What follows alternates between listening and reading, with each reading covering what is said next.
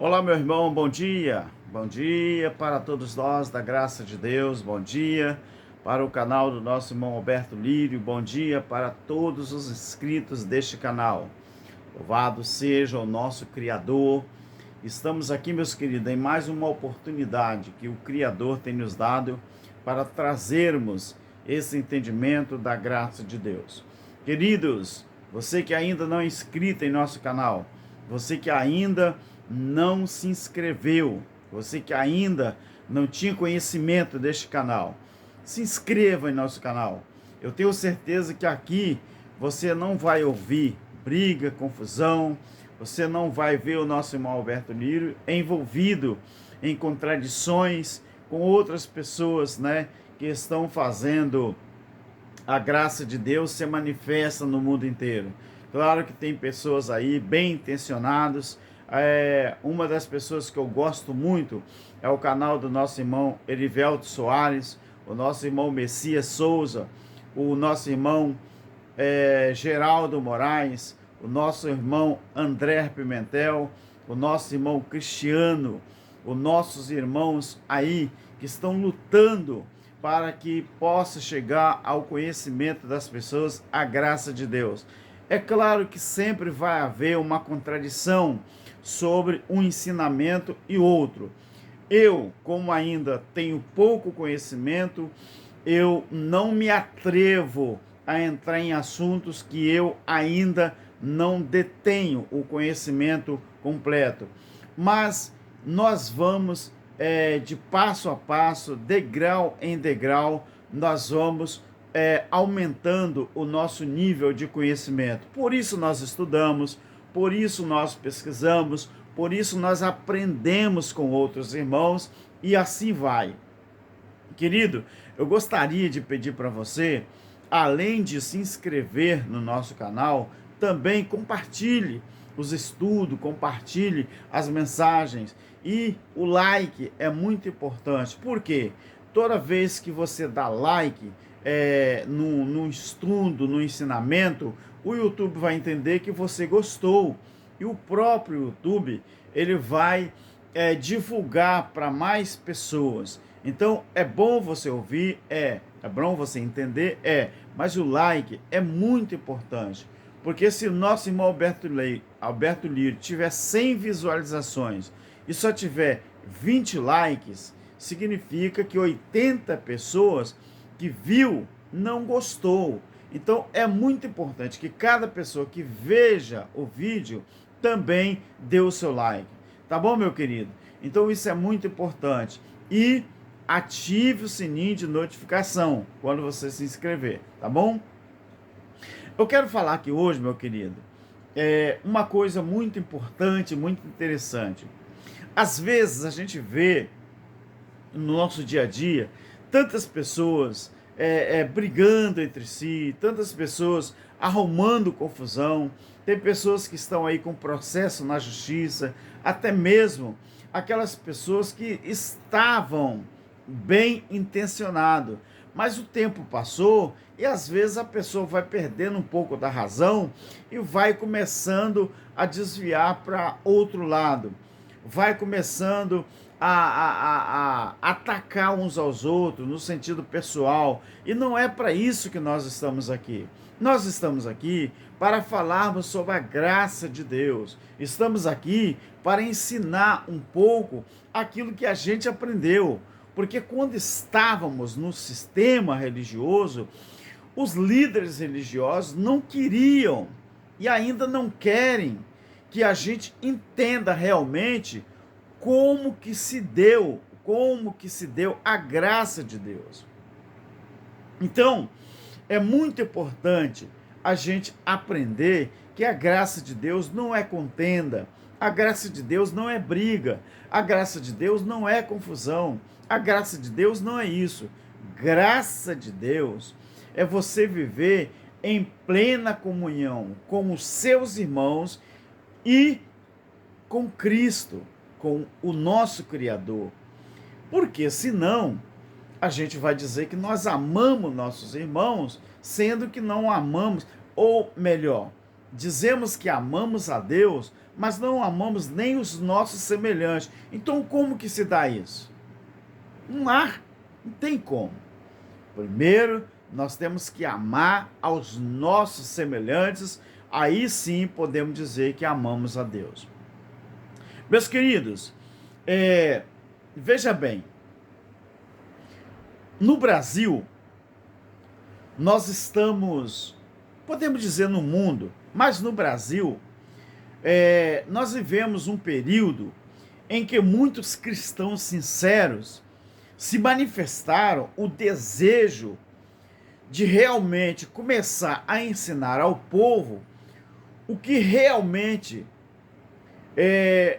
representou a era da velha aliança e agora o que realmente significa o período da nova aliança. Ou seja, o velho Aion, chamado de velha aliança, e o novo Aion, chamado de nova aliança. Você sabia, meu querido, que o mundo ele sempre viveu e sempre vai viver em transformações, tanto no sentido político, religioso, econômico, em todos os sentidos, o mundo sempre vai passar por períodos de transformações. E no sentido religioso, não é diferente. Nós estamos aqui lutando para, enquanto tivermos vida, estamos aqui lutando para que as pessoas, principalmente as pessoas cristãs, evangélicas, entendam que o tempo que passou, período antes da cruz, que foi a velha aliança, foi um período que Deus se manifestava através dos profetas, através dos oráculos, através de alguma manifestação do próprio Deus, quando ele mandava o dilúvio, mandou o dilúvio, quando ele destruiu cidades, quando ele destruiu povos, quando ele mandava os profetas falarem alguma coisa, quando a ira de Deus vinha sobre o povo. Então Deus ainda, o povo ainda melhor, não tinha uma Bíblia escrita, tinha alguma coisa, mas ainda escrita, formada, uma Bíblia, um livro, ainda não tinha. Então, Hebreus capítulo 1 fala que, havendo Deus antigamente falado de muitas formas e de muitas maneiras, a nós, claro que o escritor dos Hebreus, que nós acreditamos que é Paulo, ele fala nós, ele usa a primeira pessoa do plural, se referindo a eles. A nós nos manifestou nesses últimos dias pelo Filho. Ou seja, quando Jesus veio, a manifestação do Filho foi Deus trazendo à tona o que realmente, onde ele queria chegar para concluir todas as coisas. Por isso o tetelestai lá da cruz, ou seja, por isso o está consumado, por isso está feito, está garantido. Então, nós da graça estamos fazendo de tudo para que as pessoas entendam que Cristo, Romanos 10:4, que Cristo, tudo o que havia de cumprir, desde o Gênesis 3:15, no velho Aion, a semente da mulher que haveria se de manifestar, apontava para Cristo. Então, desde Cristo, desde o Gênesis até Cristo, tudo se cumpriu nele. A preposição nele é em Cristo. Ou seja, nós estamos aqui, queridos, para tentar fazer as pessoas entender que hoje nós vivemos a plenitude do Espírito, o ministério do Espírito. O ministério dos homens acabou na cruz. Aquela coisa que os homens tinham, os sacerdotes, somos sacerdotes, que achavam que mandava nas pessoas, que achavam que eles que tinham o poder de determinar algo na vida das pessoas, aquilo acabou. Aquilo não há mais uma razão de ser. Quando a Bíblia diz que Cristo, ele foi o sacrifício perfeito, feito uma vez só, para sempre, para toda a eternidade. Não há mais o porquê você fazer sacrifício para alcançar isso ou aquilo. Por exemplo, ontem eu tive que subir na casa da minha filha, do meu filho, a parte alta aqui do bairro onde eu moro, que tem a parte alta e a parte baixa. E eu tive que isso na casa do meu filho. E eu passei em frente de um templo evangélico e a irmã que estava, não sei se estava dirigindo o culto ou pregando, e ela disse assim, eu estava passando na rua, ela disse: meus irmãos, nós temos que se esforçar para ganharmos a nossa salvação. Eu baixei a cabeça, continuei andando, e baixei a cabeça e pensei comigo: meu Deus, como que pode as pessoas não entenderem, mesmo 2000 anos depois da cruz, as pessoas não entenderem que nós não fazemos nada e nem fizemos nada para a nossa salvação. Não é eu que tenho que me esforçar, não é eu que garanto a minha salvação, não é os meus atos, não é os meus feitos, não é o meu sacrifício. Quem garantiu a minha salvação na cruz do Calvário, porque eu sou gentil, não sou judeu, quem garantiu a minha salvação, e a salvação não é do corpo, a salvação não é do corpo, o corpo, 1 Coríntios 15:50, esse corpo ele perece na terra, o que volta para a eternidade é o espírito. Então a minha salvação é do espírito, não é da carne, não é do corpo físico. E quando eu ouvi essa palavra da irmã, essa frase, eu fiquei muito triste. Por quê? Porque apesar de ter tantas pessoas ali, os obreiros, pastores, por que eles não ensinam a verdade para as pessoas pararem de falarem essa frase, para as pessoas pararem de falar isso? Irmãos, nós temos que lutar pela nossa salvação. Filho, a salvação foi garantida na cruz. Então as pessoas têm essa dificuldade de entender que não é nós que escolhemos a Deus ou a Cristo, é Ele que nos escolhe. A salvação é uma prerrogativa de Deus, não é uma prerrogativa do homem, do ser humano. Não, de jeito nenhum. Quantas pessoas, meus queridos, eu quero deixar aqui uma reflexão muito importante. Quantas pessoas que ainda nem sequer ouviram ou nunca vão entender, é onde eu estou com a minha Bíblia aberta aqui, Filipenses 3:20, onde Paulo diz: mas a nossa pátria está nos céus, de onde também esperamos o Salvador, o Senhor Jesus Cristo. Preste bem atenção, meus queridos, que Paulo falando aos crentes de Filipos, então, essa carta que ele escreveu para os filipenses, ela foi escrita em volta do ano 64 depois de Cristo, ou seja, 6 anos antes do juízo acontecer em Israel, porque aconteceu no ano 70. Então, quando Paulo diz isso aqui, muita gente está pregando aí, e Molivelto Soares também fala sobre esse assunto, muita gente está pregando por aí, ou ensinando, que nós já estamos todos, de uma maneira geral, crentes ou não crentes, já estamos na pátria celestial.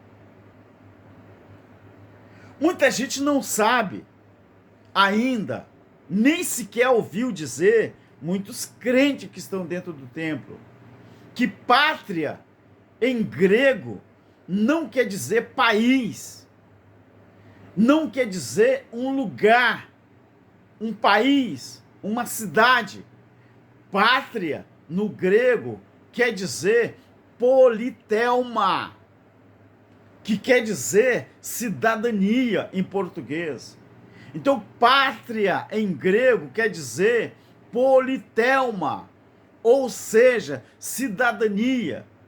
Tem pessoas que nunca ouviram isso, e politeuma está relacionado a politeumai. Eu vou trazer aqui para você, meu querido. Então, politeuma quer dizer cidadania, cidade, direitos civis, quer dizer Estado, sociedade ou governo.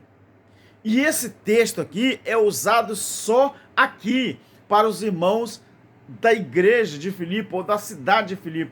Então, quando Paulo está dizendo a nossa pátria está nos céus, quando ele diz a nossa pátria está no céu, de onde também esperamos o nosso Salvador, então ele está dizendo que a nossa pátria, ele está dizendo que a nossa cidadania, ele está dizendo que os nossos direitos, ele está dizendo que o nosso estado de espírito, ele está dizendo que a nossa sociedade ou o nosso governo, nós já estamos, porque quando Paulo escreveu no ano 64 a.C., e no juízo aconteceu então a manifestação do Filho do Homem, a partir dali, quando você olha Hebreus capítulo, por exemplo, Hebreus no capítulo 12, vamos ver se eu acho aqui rapidinho, Hebreus no capítulo 12, olha o que diz o versículo 22, olha só, mas chegastes, olha o tempo verbal presente quando a carta de Hebreus foi escrita. Mas chegastes ao Monte Sião, a cidade do Deus. Olha as figuras de linguagem. Olha o Estado. Olha a cidadania, o politeuma. Olhe a relacionado, politeumai. Olhe isso aqui. Então a pátria celestial, ela já foi manifesta pós o juízo do ano 70. Capítulo 12 de Hebreus, versículo 22. Mas chegastes ao Monte Sião, é importante você respeitar o tempo verbal, as colocações verbal, quando se estuda a Bíblia. Mas chegaste ao Monte Sião, à cidade do Deus vivo, a Jerusalém celestial, aos muitos milhares de anjos, a Assembleia Universal, a Igreja dos Primogênitos, que estão inscritos no céu, a Deus, o juiz de todos, aos espíritos dos justos aperfeiçoados. A igreja evangélica, ela prega perfeição no corpo físico. A igreja evangélica, ela prega salvação para o corpo físico. A igreja evangélica, ela diz que nós temos que aperfeiçoar o nosso corpo. Que você não pode ir à praia, você não pode jogar bola, você não pode usar certo tipo de roupa, cabelo da mulher tem que ser de um jeito, cabelo de homem tem que ser de outro jeito. Eles pregam salvação para o corpo físico. Mas se eu te dizer que o corpo físico, ele não vai se salvar, ele não é salvo. Deus, eu li para você, para Deus, o espírito é que é aperfeiçoado. E o espírito de quem? O espírito dos justos. Então a pátria celestial, ela já foi manifesta pós o juízo do ano 70. Então, a palavra pátria em grego, que quer dizer cidadania em português, mas no grego é politeuma, que está relacionado a politeumai, ou seja, politeuma é cidadania, cidade, direitos civis, Estado, sociedade ou governo. E é usado somente aqui. Então, quantos crentes, quantos cristãos que ainda não tem nem ideia do que é um grego, do que é um hebraico. Tem crente, meu querido, que além de não gostar de estudar a Bíblia, quando ele lê a Bíblia, ele não respeita nem o vernáculo da língua portuguesa. Não respeita. Aí vem a dificuldade de uma verdadeira compreensão da Bíblia. Tem a dificuldade do verdadeiro entendimento da palavra. Mas por que isso? Porque os líderes religiosos, eles só estão preocupados em arrecadar e arrecadar dinheiro.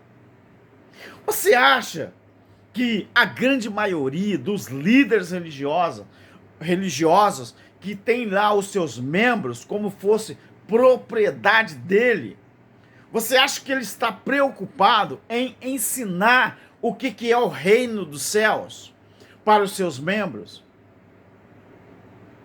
Não está não, querido. Não está.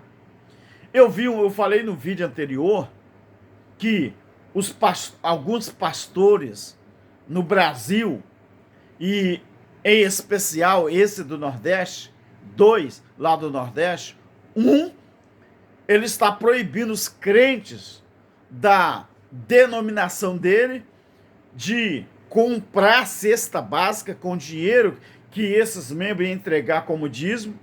Ele proibiu os seus membros de comprar cesta básica com esse dinheiro e distribuir para quem precisa. Olha as aberrações. Por quê?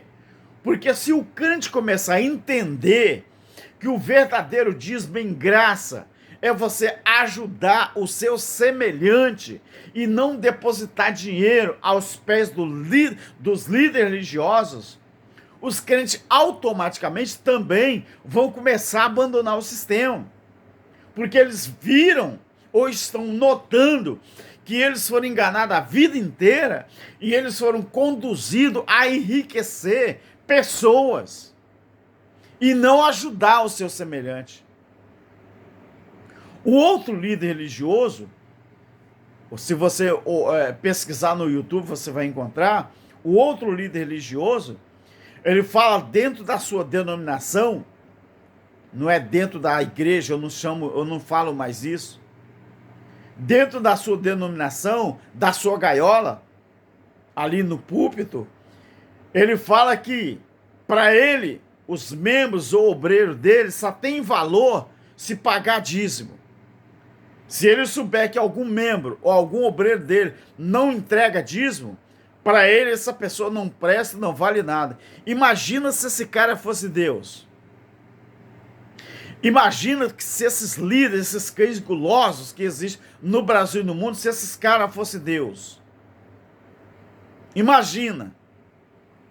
Quando eu vi um pastor de renome no Brasil, que tem programa na televisão, é um dos homens mais ricos, não é, no meio evangélico aqui no Brasil, eu não vou citar o nome dele, mas é uma igreja que eles chamam de igreja, denominação muito conhecida.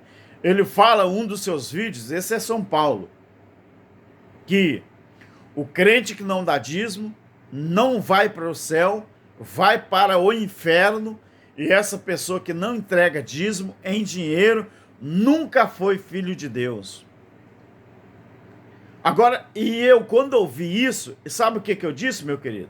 Para mim mesmo, então os africanos, que o África é um continente, mas tem países no continente africano que não tem o que comer.